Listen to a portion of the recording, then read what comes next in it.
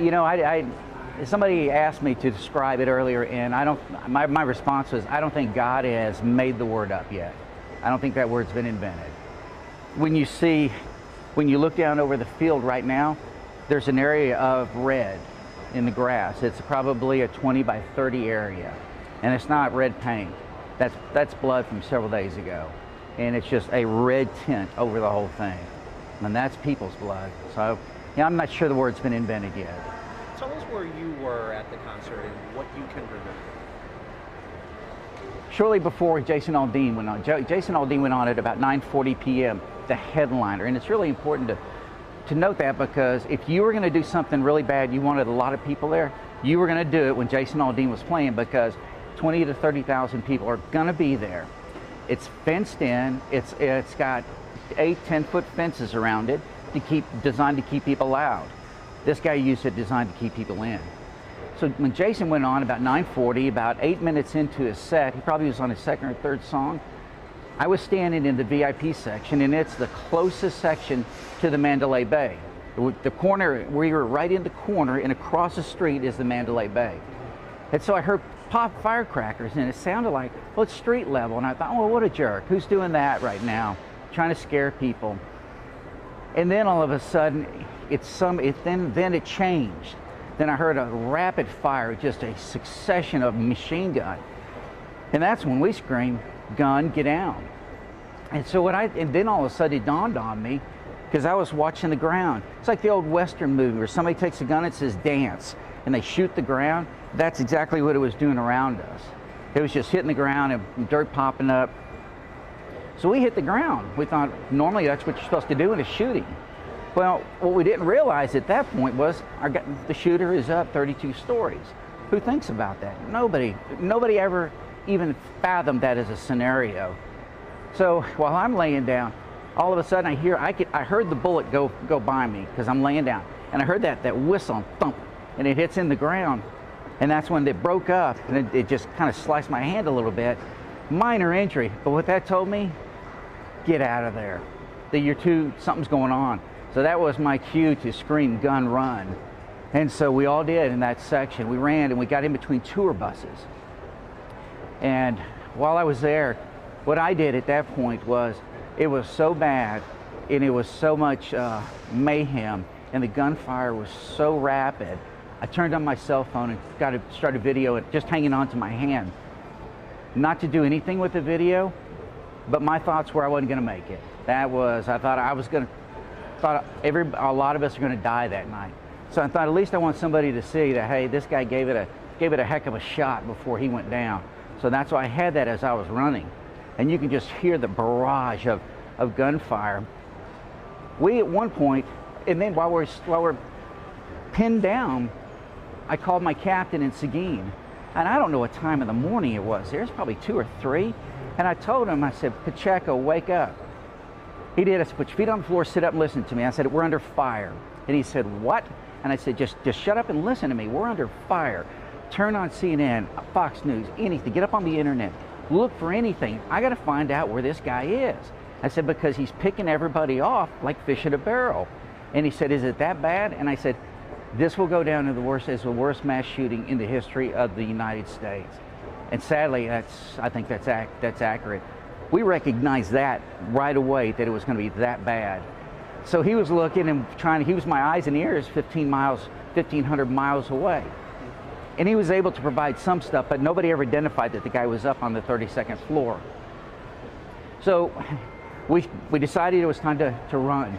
So we told everybody in this area, because the ricochets were coming up under the tour buses. So my friend JR from Sirius XM and we took off. We just kept herding people, run, run, run. What we didn't know was the guy had a straight line of fire at us. Where we were running behind backstage, it's a nice long asphalt road. And while we're running, I could feel stuff hitting the back of my leg. And then what it turned out to be was he was shooting, and that was the asphalt that was shooting up. So he was tracking us, trying to hit us as we were running. This guy wanted to kill people. And he wasn't just shooting out there, he was zooming in on the people. So I think the barrage lasted about 9 or 10 minutes. And when you're firing bursts of 50 rounds every 10 seconds, I estimate there was probably 500 rounds shot. At least 500 rounds. And like I say, you really believe that you're going to die. Doesn't mean you're not going to try, but I really believe that that was it for quite a few of us. So we made it around the corner. JR went to go take some people out to get them farther away, and I came across a guy that was shot through the leg. And I used to be an EMT, so I looked at that, and he was bleeding profusely. They hit an artery. This guy was dying. So I grabbed him, and I got another guy. We dragged this guy across the street, and it's still, you can hear him hitting out in the street where we're at. I mean, 15 feet away from us, I can still see ricochets coming. This guy is just, it's like a war movie that hasn't even been aired yet because there's so much firepower in this. So we dragged the guy across the street, and the irony is that in Seguin, we just equipped our officers with tourniquets for their belts. We just got them, our 100 Club paid for it. So we trained everybody, and I went through the training. So recently I had tourniquet training. So I whipped this guy's belt off, tied it up, and I had to hold it. And so while I'm holding it, then everybody looks at it and says, wow, that guy must know what he's doing, so let's bring people to him.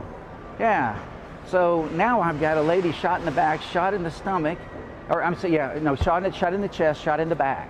And so I got these 3 victims here. And so one of the guys standing there told him, tell that car to stop. The guy did, and the guy was that close from getting away. Somebody was driving, they were almost away from there, but it just goes to show you all the heroes that were there. This guy stops, this guy opens up his door, he helps me load all these people in. I put the lady with the back injury up in the front passenger, the chest injury behind the driver.